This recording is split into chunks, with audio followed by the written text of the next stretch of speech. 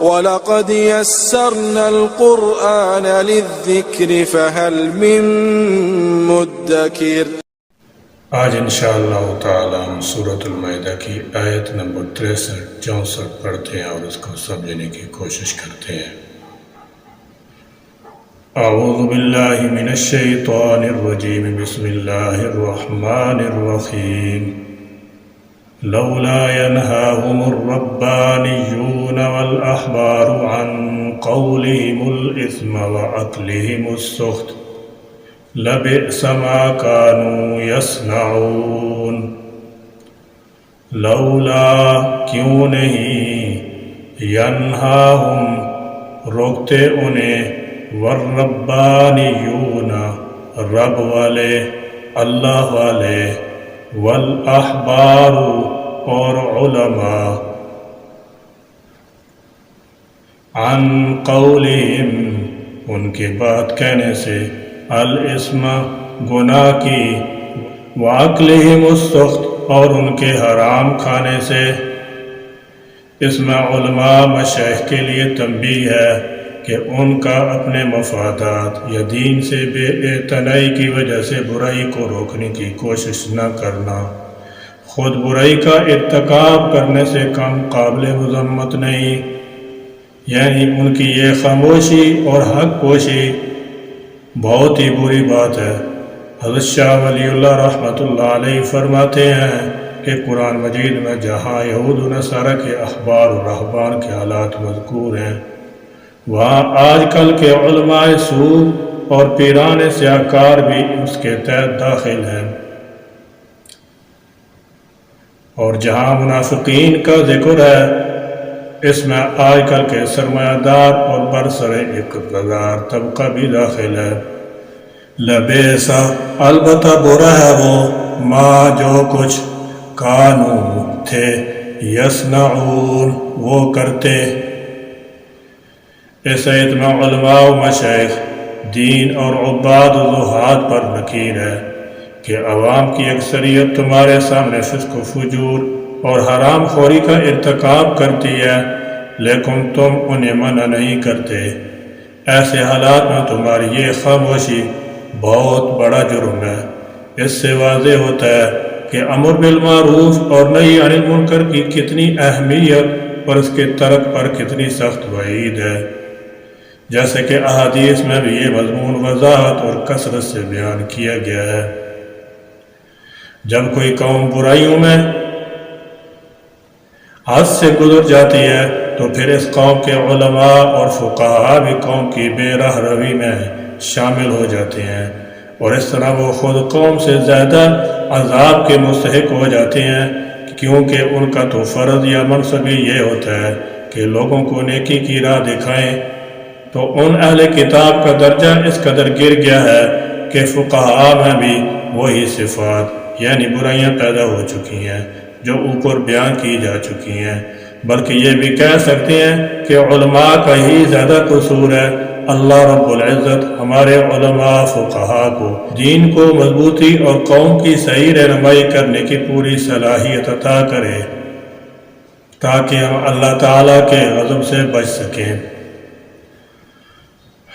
وقالت اليهود يد الله مغلولة غلت أيديهم ولعنوا بما قالوا بل يداه مبسوطتان ينفق كيف يشاء وليزيدن كثيرا منهم ما أنزل إليك من ربك طغيانا وكفرا وألقينا بينهم العداوة والبغضاء إلى يوم القيامة كلما أوقدوا نارا للحرب أطفأها الله ويسعون في الأرض فسادا والله لا يحب المفسدين۔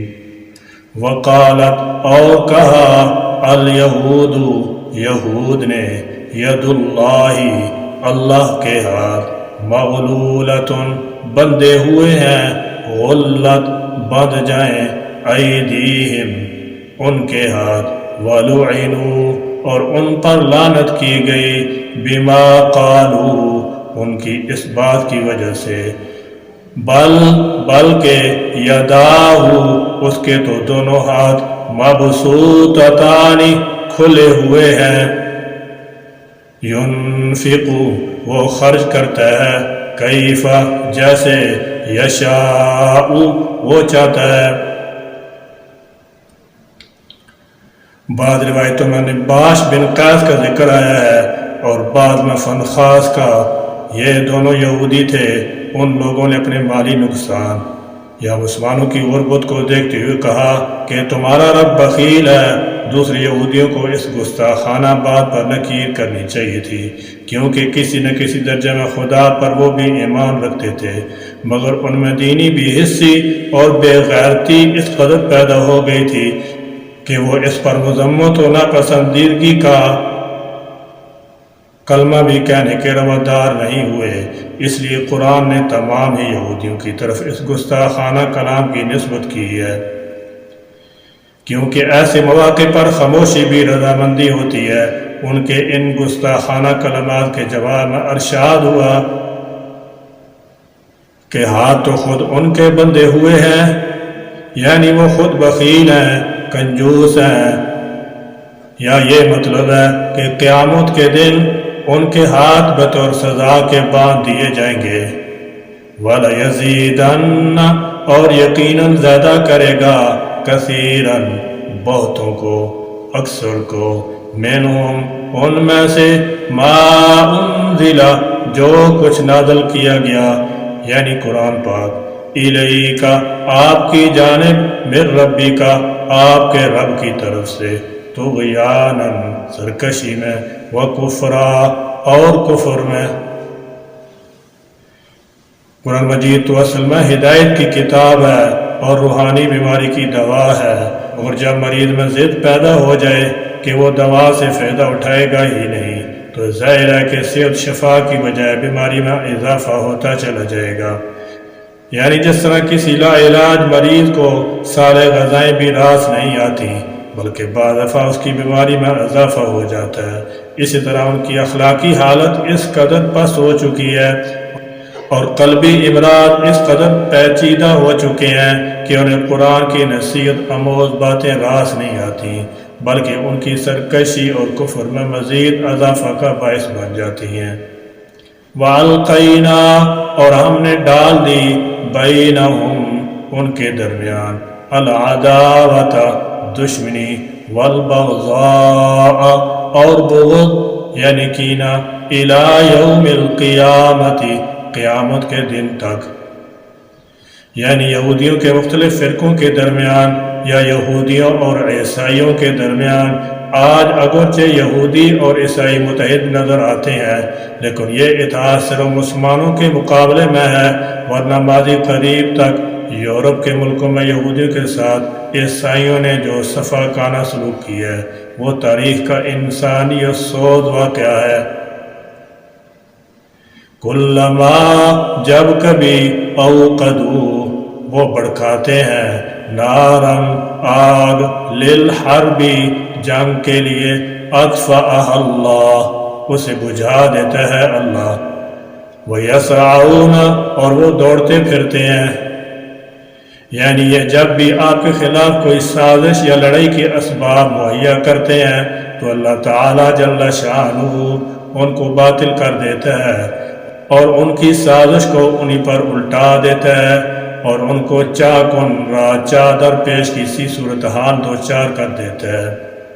فی الارض زمین میں یعنی ملک میں، فساداً فساد کی، یعنی یہود مسلمانوں کے خلاف جنگ کی سازشیں کرتے رہتے ہیں مگر اس میں کامیاب نہیں ہوتے۔ اس طرح دوسرے طریقوں پر بھی فساد پیدا کرنے کی کوشش کرتے ہیں، جیسے مسلمانوں میں باہمی اختلاف پیدا کرنا، خاندانی عصبیتوں کو جگانا اور نو مسلموں کو بہکانا جو اللہ تعالیٰ کے نزدیک ناپسندیدہ حرکتیں ہیں۔ واللہ اور اللہ لا یحب پسند نہیں کرتا، المفسدین فساد کرنے والوں کو۔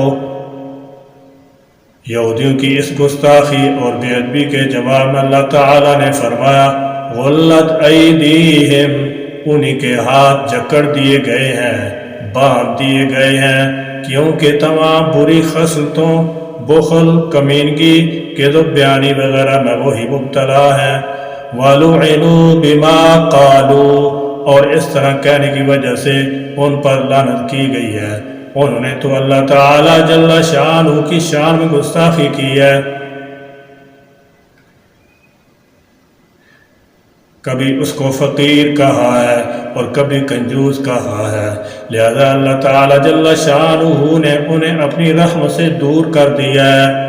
فرمایا حقیقت یہ ہے بل یداہ مبسوطتان، اللہ تعالی جل شانہ کے دونوں ہاتھ کشادہ ہیں۔ ينفق کیف یشاء، وہ خرچ کرتا ہے جیسے چاہتا ہے، وہ مالک اور مختار ہے، جس کو چاہتا ہے دیتا ہے اور جس سے چاہتا ہے روک لیتا ہے، اس کی حکمت میں کوئی دخل اندازی نہیں کر سکتا۔ فرمایا ان کا حال یہ ہے کہ وَيَسْعَوْنَ فِي الْأَرْضِ فَسَادًا، یہ زمین میں فساد برپا کرتی ہیں، لوگوں کو گمراہ کرنا، اسلام سے بد ظن کرنا، پیغمبر خدا صلی اللہ علیہ وسلم کے خلاف پروپگنڈا کرنا، قرآن کے متعلق غلط بیانی کرنا اور اپنی کتابوں میں تحریف کرنا ان کا کام ہے، اور یہی فساد فی الارض ہے۔ اسی طرح کفر و شرک کا ارتکاب کرنا، اکل حرام کھانا، بدعات کی ترویج وغیرہ بھی زمین میں فساد پیدا کرنے کے مترادف ہے۔ جب تک شرائع الہیہ پر کما حقو عمل نہیں ہوتا، بنی نوع انسان کو امن نصیب نہیں ہو سکتا۔ امام بیضاوی رحمت اللہ علیہ فرماتے ہیں کہ شرائع الہیہ کے خلاف کام کرنا، دین الہی کو توڑنا اور اس کے برخلاف چلنا فساد فی الارض ہے۔ آج کل فساد فی الارض کی بیماری میں خود مسلمان بھی ملوث ہو چکے ہیں، شرائع الہیہ کو مختل کر رکھا ہے، یعنی اس میں خلل ڈال رکھا ہے، نہ حدود اللہ جاری ہیں نہ حقوق العباد کا تحفظ ہے۔ انگریز کا مرتب کردہ قانون ابھی تک نافذ العمل ہے۔ اس سرزمین میں سے انگریز کی جڑیں تو 75 سال ہوئے اکھڑ چکی ہیں، لیکن اس کا لایا ہوا قانون ابھی تک ہمارے سروں پر مسلط ہے۔ آج ہائی کورٹ کا چیف جسٹس کہتا ہے کہ موجودہ انگریزی قانون عدل کے خلاف نہیں۔ ایک ریٹائرڈ جج نے بھی انہی خیالات کا اظہار کیا ہے۔ اگر یہی بات ہے تو مسلمانوں نے اسلام کے نام پر علیحدہ ملک حاصل کرنے کی کیوں جدوجہد کی، کیوں کوشش کی، اور اس کے لیے لاکھوں جانوں کی قربانی کیوں پیش کی؟ انگریزی قانون کی بنیاد سراسر ظلم و زیادتی پر ہے۔ خود یورپ کے انگریزوں نے تسلیم کیا ہے اس قانون کے ذریعے عدل نصیب نہیں ہو سکتا، یہ تو شیطان کا جال ہے، کمزوروں کو پھانستا ہے اور طاقتوروں کو چھوڑ دیتا ہے، اس کے ذریعے انصاف کیسے حاصل ہو سکتا ہے؟ آج مسلمان شریعت کی مخالفت کر رہے ہیں۔ اسلامی قانون کے نفاذ سے انگریزی ذہنیت کے لوگوں کے مفاد پر زد پڑتی ہے، لہذا یہ حتی الامکان اس کی مخالفت کریں گے۔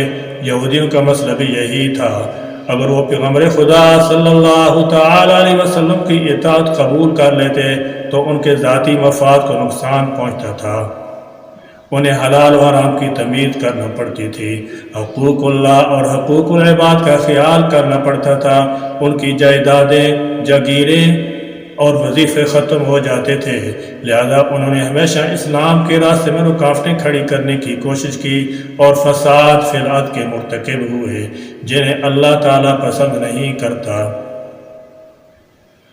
اللہ سبحانہ و تعالیٰ اس مغضوب ملعون قوم کے حالات سے ہمیں عبرت حاصل کرنے کی توفیق عطا فرمائے اور ہم کو دین اسلام کی سچی عظمت اور قدردانی کی توفیق عطا فرمائے۔ یا اللہ، دین کے معاملے میں بے باکی اور گستاخی سے ہمیں کامل طور پر بچا اور ہم کو اپنی کوتاہیوں پر نادم رہنے اور توبہ کرنے کی توفیق نصیب فرمائیے۔ ربنا تقبل منا انك انت السميع العليم وتب علينا انك انت التواب الرحيم واخر دعوانا ان الحمد لله رب العالمين۔